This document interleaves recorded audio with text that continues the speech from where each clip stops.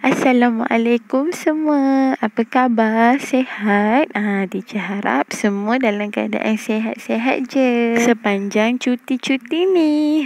Teacher harap semua dalam keadaan okey je waktu cuti-cuti ni.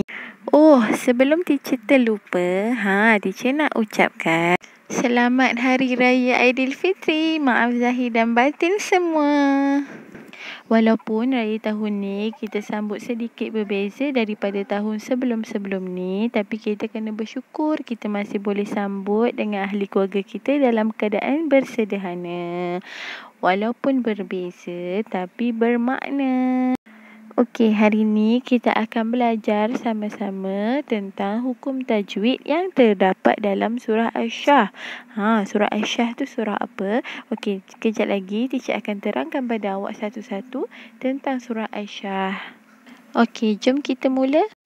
Surah Asy-Syarhu ataupun surah Asy-Syah ataupun dikenali sebagai surah Al-Insyirah ataupun yang kita biasa panggil surah Alam Nashrah. Yang terdapat dalam Al-Quran yang mengandungi 8 ayat. Surah Al-Insyirah ini adalah surah yang ke-94 daripada 114 surah dalam Al-Quran. Dalam Al-Quran kan ada 114 surah. Jadi, surah Al-Insyirah ni adalah surah yang ke-94. Surah Al-Insyirah ni diturunkan di Mekah.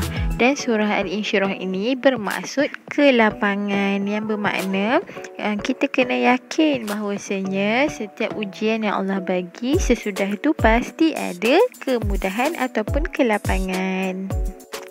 Jadi hari ni kita akan belajar surah Al-Insyirah ni daripada ayat 1 hingga ayat 4. Daripada 8 ayat keseluruhannya, kita akan belajar ayat 1 hingga ayat 4 saja dahulu. Okey, sekarang jom kita dengar dulu surah Al-Insyirah ayat 1 hingga 4. Bismillahirrahmanirrahim.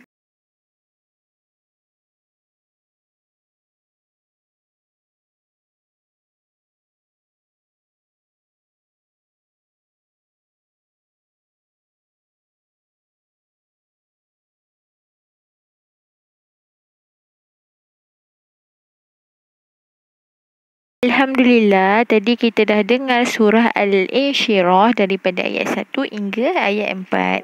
Okey, jadi sekarang kita akan belajar salah satu hukum tajwid yang terdapat dalam surah Al-Insyirah, iaitu hukum ikhfa' hakiki. Ikhfa' hakiki. Ikhfa' hakiki ni bermaksud sembunyi ataupun samar-samar ataupun tidak jelas. Ikhfa' hakiki ni dia menyembunyikan sebutan nun sakinah atau tanwin yang sebutannya di antara izhar dan idgham. Okey, dia dibaca dengan sebutan pertengahan. Sebutan pertengahan tu macam mana? Dia kena dengung dengan kadar 2 harakat. Maksudnya bila awak jumpa je ikhfa' hakiki ni, bunyi nun mati dan tanwin tu awak kena sembunyikan dengan dengung, dengan kadar 2 harakat. Kadang-kadang ada yang baca tak cukup 2 harakat. Jadi kita kena betul-betul cukupkan dengan 2 harakat. Ikhfa' hakiki berlaku apabila huruf nun mati ataupun tanwin bertemu dengan salah satu daripada 15 huruf ikhfa' hakiki. Huruf ikhfa' hakiki ada 15, iaitu ta, sa, jim, dal, zal, zai, sin, shin, sad, dad, ta, za, fa, qaf, kaf. Semuanya ada 15 huruf. Banyak kan? Awak kena ingat dan hafal ke-15 huruf ni. Kalau awak tak hafal, nanti awak tak tahulah yang itu hukum ikhfa' hakiki. Ingat tau, bila nun mati atau tanwin bertemu dengan huruf ikhfa' yang 15 ni antara salah satunya, maka dibaca dengan samar-samar, iaitu dengung dengan kadar 2 harakat. Okey, teacher nak ingatkan untuk ihfa hakiki ni, nun mati atau tanwin tu, nun yang tiada tanda sukun atas dia. Maksudnya nun mati tu dia tak ada tanda sukun atas dia, dia tak ada tanda. Nun yang mati tak ada tanda. Lepas tu tanwin yang tidak selari. Baris tu tak sama. Seperti contoh yang teacher tunjukkan. Alhamdulillah, sekarang kita dah tahu serba sedikit tentang ihfa hakiki. Jadi sekarang teacher akan tunjukkan awak contoh ihfa hakiki yang terdapat di dalam surah Al-Insyirah antara ayat 1 hingga ayat 4 ni.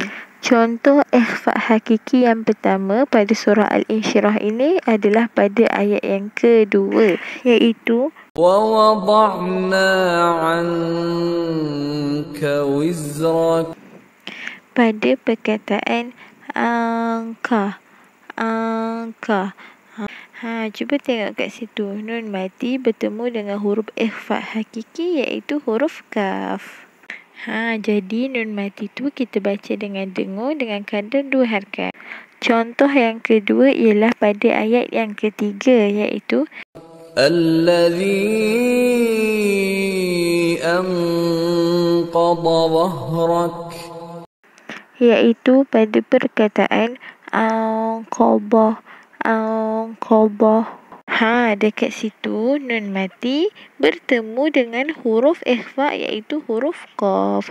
Maka dibaca dengung dengan kadar 2 harakat.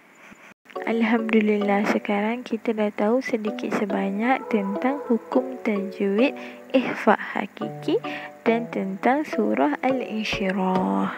Semoga apa yang kita belajar hari ini kita dapat amalkan dan sampaikan kepada orang lain, dan semoga ilmu hari ini dapat memberi manfaat kepada semua. Terima kasih semua.